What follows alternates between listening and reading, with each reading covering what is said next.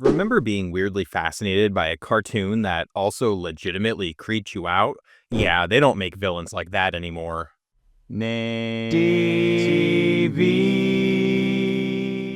I'm not arguing kids should be traumatized. I'm arguing something quieter.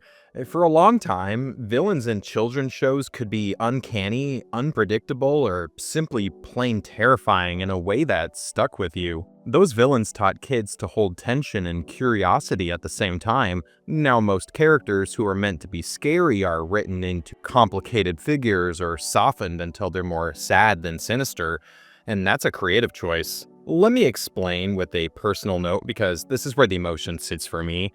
I used to watch Courage the Cowardly Dog as a kid and loved being weirdly fascinated by it. The episodes were often gross and upsetting, but also quite beautifully made.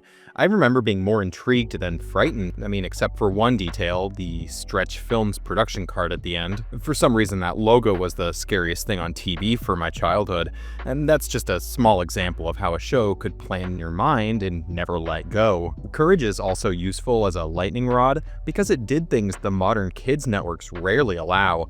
The designs were quite unnerving. The pacing let you breathe in the dread. The show trusted that a child could process weirdness without the writers immediately explaining the monster's backstory. That ambiguity is a big part of why certain villains feel true. When you don't know everything about the thing that stays under the bed, it stays under the bed in your imagination. Compare that to many modern cartoons or kids' movies where villains are put through the origin sympathy machine. The villain is often framed as misunderstood, lonely, or lacking perspective. There's nothing wrong with nuance. Lots of great stories give a villain a point of view. The difference is the balance. When every antagonist is humanized to the point where your emotional response skews empathetic, you lose the bone-deep fear that made earlier monsters memorable. It's the difference between walking away from a story thinking, well, that was unsettling, and walking away thinking, well, I feel sorry for the villain. Both reactions can coexist, but the current trend often sacrifices the unsettling bit. The media culture around kids now favors rehabilitation of character rather than letting a character be threatening and unresolved. Another thread worth naming, the mechanics of modern scare. Look at Five Nights at Freddy's. The franchise is popular and terrifying to a certain audience, but its terror is mostly built around jump scares and a tight mechanical tension. It's atmospheric, sure, but it's also engineered around shock. That's not a value judgment, it's just how the game medium works. A jump scare gets an immediate reaction, but it's a different kind of haunt from the slow creep of a voiceless monster that sticks in your head for weeks. Jumps are visceral, but ambiguity is long-lasting. There's also the parental control paradox. Parents now have more tools to choose what their kids watch than ever before. You can gate, filter, preview, and time limit, yet studios are creating content that's more neutral, safer, and bland than ever. That mismatch is kind of funny, but also revealing. When you can control everything at the app level, why do creators still play so cautious? The answer is inside the marketing departments and the spreadsheets. Corporate risk aversion plus social media outrage culture equals content that avoids edges. Another example that matters is Are You Afraid of the Dark? I watched the original series as a kid and it landed hard.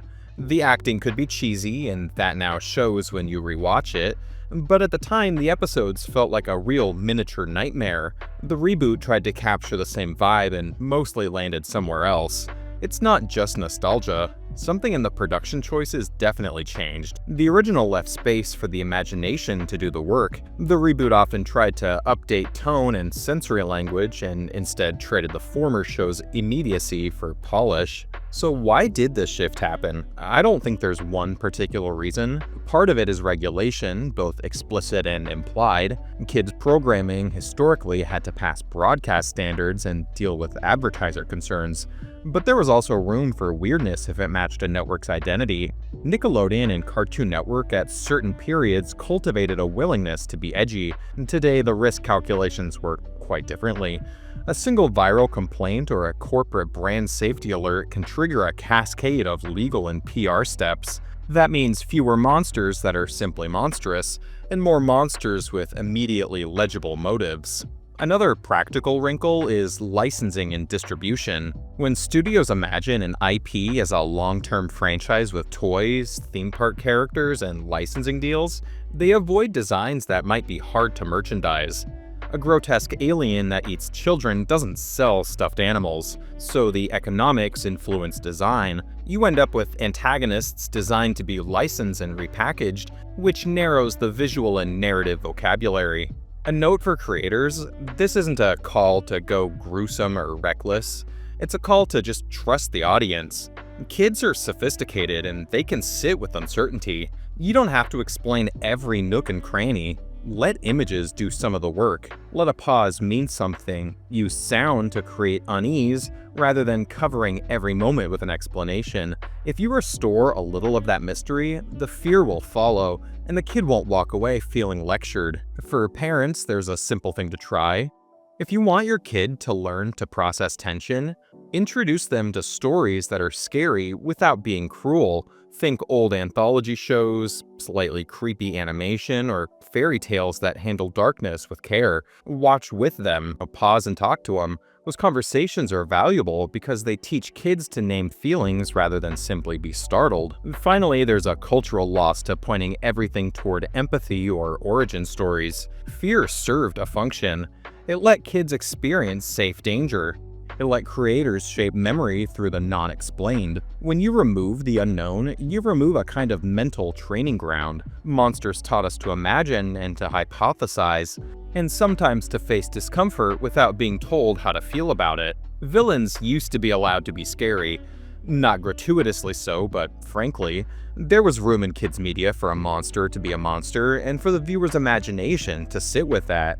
Now we see the space being filled with explanations, humanization, and corporate caution. If you miss those older villains, you're not nostalgic for grit alone. You're missing an entire approach to storytelling that trusted an audience to fill the quiet places.